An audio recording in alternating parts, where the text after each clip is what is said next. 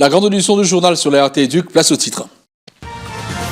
Le prophète de la province éducationnelle Ituri 2 procède à la vulgarisation de la politique nationale de l'éducation et à la stricte application des instructions du ministère. Chaloumou Tsambali Salomon tient et veille au respect de ces dernières dans les écoles de sa juridiction.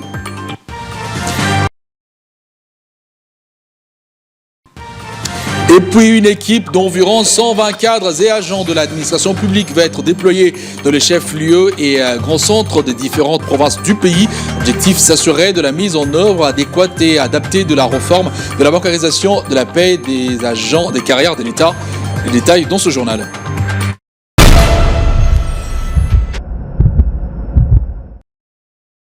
Vulgariser la nouvelle politique nationale de l'éducation nationale, veiller à l'observance des instructions du ministère édictées au niveau national, telle est l'optique sur laquelle se base le prophète de la province éducationnelle de l'Ituri 2. Chaloumou Tsambali Salomo tient au strict respect et application des dites mesures dans les écoles de sa juridiction. Regardez. Accompagner les actions du chef de l'État, matérialisé par ministre d'État et ministre de l'Éducation nationale, Raissa Malou. Un souhait exprimé par le nouveau prophète de l'Ituri 1 à territoire d'Arou. Dès son arrivée, Salomo, Chaloumou, Tsambali multiplie les différentes rencontres et une série d'itinérance dans les différentes sous-divisions de sa province. Accompagné de l'inspecteur principal provincial, Ferdinand Bossenda Oulumbo, et d'une acopée dans un objectif de vulgariser les inscriptions officielles du secteur de l'éducation nationale, proche d'un esprit de dialoguer avec tous les partenaires de la province éducationnelle Ituri à Arou. Dès notre arrivée sur la volonté de son Excellence, ministre d'État, ministre de l'Éducation, nous avons réalisé beaucoup d'activités, en commençant par une réunion du comité provincial, et puis réunion avec les chefs d'établissement, réunion avec les gestionnaires, réunion avec tous les partenaires. Tout ce qu'on peut attendre de moi, c'est l'esprit de dialogue et après l'esprit de collaboration, et cela dans l'intérêt de l'éducation de l'enfant congolais, en particulier l'enfant de Ituri de Aarou. En fait, compte de notre affectation, nous continuons à féliciter notre ministre d'État, ministre de l'Éducation, de tout ce qu'elle est en train de planifier dans l'éducation, accompagner sa philosophie, accompagner aussi la philosophie du chef de l'État. Il est à signaler que ces nouveaux prophètes de la province éducationnelle Ituri, avec son expérience dans ce secteur de l'éducation nationale, définit une bonne qualité d'apprentissage à territoire d'Arou, province de l'Ituri. Le collège Grain de Sénévé a procédé à l'évaluation de la première partie de l'année scolaire 2024-2025. C'est basant sur le résultat réalisé par les élèves dont la majorité a atteint la satisfaction. Une première phase qui appelle à une meilleure perspective pour l'année 2025. Et tout cela a été célébré au cours d'une messe d'action de grâce, marquant bien sûr la fin de l'année civile. Je vous propose de suivre cet élément d'Astrid Mboui. Culte d'action de grâce au collège Le Grain de Sénévé. Une occasion idéale pour non seulement remercier Dieu pour cette année civile qui s'achève, mais aussi pour inculquer aux élèves une éducation chrétienne afin d'espérer obtenir les résultats scolaires mérités. Au-delà de tout, il n'y a que Dieu. C'est lui qui accorde la sagesse, l'intelligence, qui donne même la force, qui donne même l'amour du travail. C'est pourquoi nous cherchons à ce que nos enfants s'imprègnent dans ces valeurs chrétiennes-là, qu'ils sachent qu'il y a un Dieu, qu'il faut marcher selon sa parole.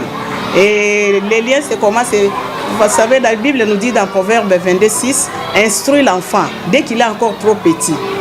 Instruis l'enfant en lui montrant la voie du Seigneur. Et dès qu'il sera vieux, il ne s'en détournera pas. Et c'est pourquoi nous voulons, dès qu'ils sont encore trop petits, qu'ils sachent marcher dans la crainte de l'Éternel. Qu'ils sachent que voler, c'est mauvais. Tricher, ce n'est pas bien, et qu'ils doivent travailler et se contenter à ces dieux-là. François Kingombe, directeur des questions stratégiques de cet établissement, a évalué les résultats de la première période et a fait une projection pour améliorer ces derniers. D'une manière générale, les résultats étaient bons parce que nous avons réalisé 94% de réussites. En tout cas, c'est suite aux efforts que nous avons déployés avec les approches par situation, mais ceux qui n'ont pas satisfait les 6%, nous sommes en train de voir comment améliorer cela, par quels moyens. Premièrement, nous multiplions beaucoup d'exercices, d'applications.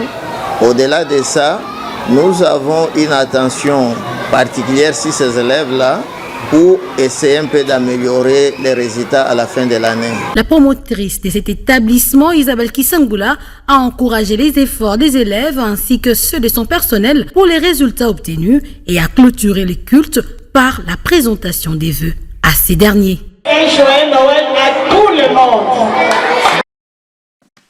L'encadrement de la paix, on en parle dans ce journal. Une mission d'inspection sera bientôt diligentée dans les chefs-lieux et grands centres des différentes provinces du pays. Elle devra s'assurer de la mise en œuvre adéquate et adaptée à la réforme de la bancarisation de la paix des agents de carrière de l'État. 120 cadres et agents de l'administration publique devront justement mener à bien cette mission, volonté du président de la République, Félix-Antoine Tshisekedi Tshilombo. Regardez. Au cours de cette rencontre, le président AI du comité suivi de la paie des agents et fonctionnaires de l'État, Yannick Issa Sindelo, a donné les directives claires aux différentes équipes des missions qui seront déployées incessamment à l'intérieur du pays.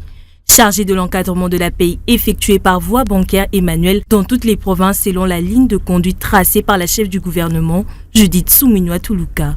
Outre les réalités à palper sur terrain, les missionnaires vont sensibiliser les agents et fonctionnaires de l'État sur les avantages de la réforme de la bancarisation et ses avancées. Aujourd'hui, il était question de nous rencontrer ensemble avec les missionnaires pour donner des directives claires et s'assurer qu'on ait une compréhension univoque sur les objectifs spécifiques de la mission et surtout les résultats auxquels on s'attend. Dans les cadres de la paie des agents et fonctionnaires, il y a beaucoup de réclamations, il y a beaucoup de problèmes, surtout particulièrement au niveau de province. Et pour nous, il était question d'aller sur le terrain, tâter les réalités du terrain et surtout recueillir les informations, puisque nous n'allons pas nous contenter tout simplement de rapports qui nous viennent des provinces, mais on a besoin que les équipes aillent sur le terrain pour voir ce qui se passe réellement, rencontrer les opérateurs de paie, rencontrer les bénéficiaires pour s'assurer que les problèmes qui sont posés soient pris en charge de manière, disons, efficace. Il a été également question de clarifier les documents nécessaires à considérer pour cette activité et de rappeler les livrables attendus de cette mission. Et nous allons revenir dans les très prochains jours lorsque la mission va être en fait réalisée avec le retour que nous aurons, les différents rapports. Et ce sont notamment des recommandations que nous allons présenter en fait aux autorités, notamment du gouvernement, pour que les mesures soient prises de manière à améliorer. La réalisation de cette mission constituera un déclencheur pour beaucoup d'autres actions prévues dans le cadre de la feuille route du comité de suivi de la paie des agents et fonctionnaires de l'État. Il se tient un séminaire d'appropriation des textes légaux qui régissent les services publics de l'État au service national d'approvisionnement et de l'imprimerie. Objectif, améliorer la qualité des prestations au sein du CENAPI. Regardez. Je souhaite plein succès à tous et déclare ouvert les travaux de l'atelier de vulgarisation. Vulgarisation de tests légaux et réglementaires relatifs à la gestion de ressources humaines de l'État au sein de service national des approvisionnements et de l'imprimerie CENAPI par les GAP. C'est autour de cette problématique qu'a vécu au sein du CENAPI, Kinshasa Gombe, le lancement officiel de cet atelier. Un cadre de change qui renforce les capacités du personnel de service régi par la loi numéro 16/013 du 15 juillet portant statut des agents de l'État. En à croire le directeur AI du CENAPI, dans cette perspective, les tests qui sont le fondement du cadre juridique et administratif sont d'une importance capitale pour garantir une gestion professionnelle et éthique des agents publics de l'État. Il s'agit aujourd'hui d'un jour qui détermine un peu l'avenir du CENAPI, dans la mesure où depuis qu'on a été transformé d'entreprise publique au service public, il y avait un problème d'interprétation des textes qui régissent le personnel des carrières des services publics. Et nous avons bénéficié aujourd'hui de l'ouverture des travaux sur la vulgarisation des textes qui vont nous régir et qui permettront la bonne marche de CENAPI. Du côté du gouvernement congolais, le vice-premier ministre, ministre de la fonction publique, ici représenté, a mis en place des mécanismes qui faciliteront l'assainissement de ces secteurs.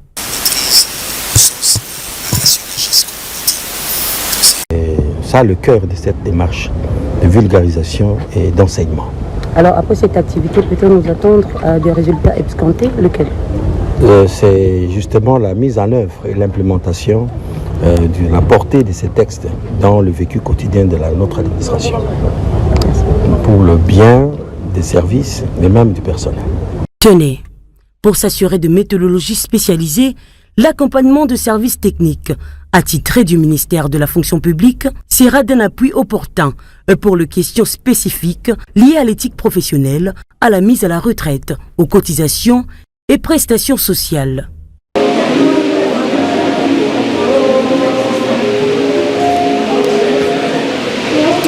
Le comité national femmes et développement qu'on a fait à travers le CLGD, Mboudi a organisé mercredi une cérémonie de remise officielle et endossement de cahiers de charges de communauté aux députés nationaux et conseillers communaux dans la salle Pax d'Ikwanga dans la commune de Mongafula, ce avec l'appui, allais-je dire, de CNCD 11-11-11.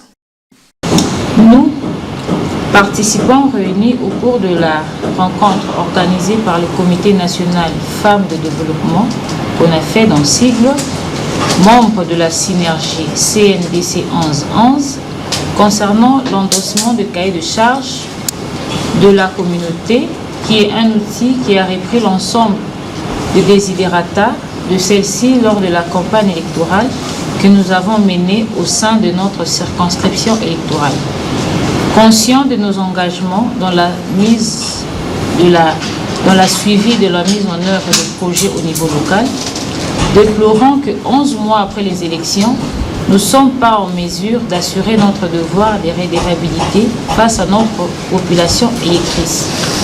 Du fait que depuis la publication des résultats des élections de décembre 2023 en République démocratique du Congo, les conseillers communaux élus demeurent impayés, non pris en charge par l'État congolais et surtout non considérés par les bourgmestres en fonction, conformément à l'article 190 de la loi électorale. Tenant à exprimer notre profonde gratitude pour les efforts continus du gouvernement en faveur de la décentralisation et du renforcement des institutions locales. Cependant, nous souhaitons attirer votre attention sur la situation précaire des conseillers communaux dont le rôle est crucial et essentiel dans la gestion des affaires locales, la promotion du développement communautaire et la représentation des citoyens au niveau local. Malgré leur engagement et leur développement, ils ne bénéficient pas encore de la reconnaissance officielle ni de moyens nécessaires pour accomplir efficacement leur mission. Voilà, ça en est fini pour ce journal sur la RT Éduc. À vous tous qui l'avez suivi. Je vous dis merci.